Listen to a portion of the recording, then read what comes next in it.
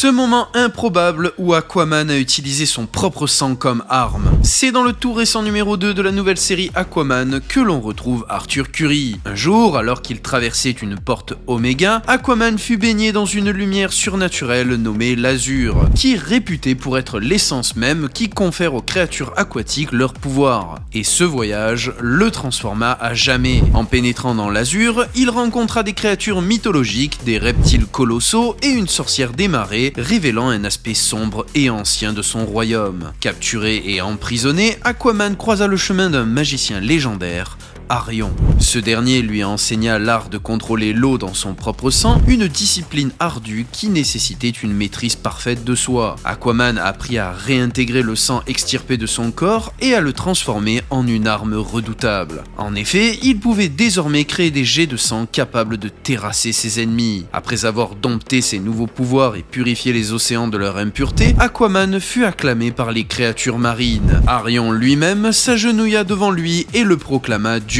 Ce geste scella l'ascension d'Aquaman, le reconnaissant comme un souverain vénéré, un être divin capable de maîtriser les éléments et le sang lui-même.